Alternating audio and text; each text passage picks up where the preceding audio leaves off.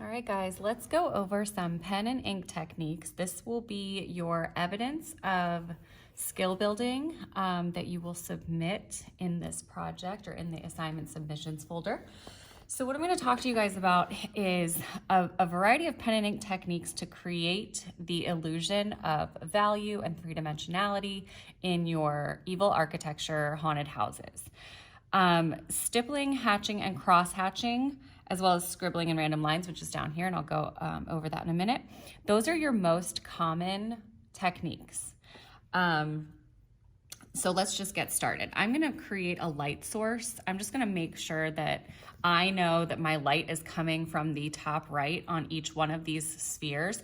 So what you'll wanna do is on your paper, give yourself 3 very light circles, and then 1, 2, 3, 4, 5, 6, 6 squares, and you're gonna do some textures in there. I'm gonna move it up so that you can see everything. All right, so stippling is just a series of dots. A series of dots. The closer together the dots are, the darker the value. So your darker values would be in areas that are not directly hit by light, maybe where the shadows are. And notice I'm very controlled while I'm doing this. I'm not, I'm making a lot of noise. I can barely hear the pen on my paper. And then I know that it's gonna be lighter as I get up toward this top right, so I'm gonna spread out my dots a bit once I get to that point. But I'm gonna just continue creating these darker values, and then in the middle will be like your midtones, where the dots are spread out just a little bit more to suggest that it's getting a little lighter as you go up to the right. So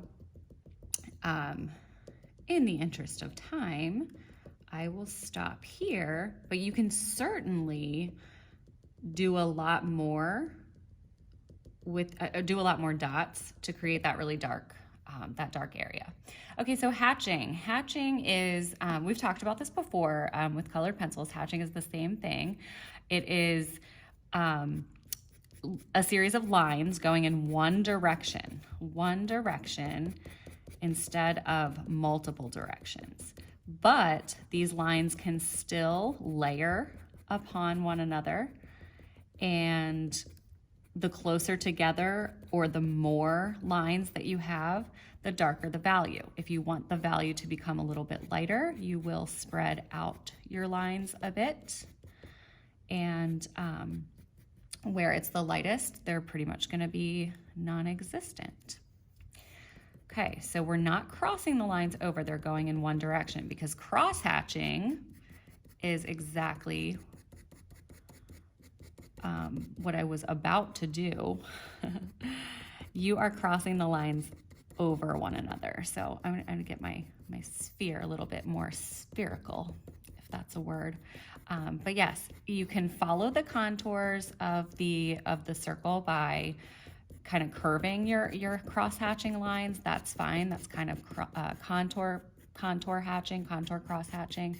But notice I'm going in multiple directions to achieve that full range of value. And once I get up to my light source, I'm gonna let it up a little bit so that it is nice and light. Okay, so you've got stippling, hatching, and cross-hatching here. I do wanna pull my paper up and show you the scribbling and random lines technique that's right here. So basically, I used this a lot in mine. In my example, because I like the effect that it gives. But basically, guys, all you're doing is random lines. It's not a bunch of circle scribbles, okay? It's more random than that.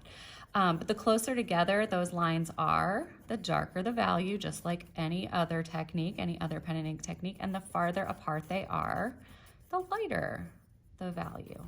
So that one's always a fun one. And you can get much more like controlled and defined. I'm just trying to do these fairly quickly for you. Okay, so let me get back in here. Okay, so wood, the wood texture.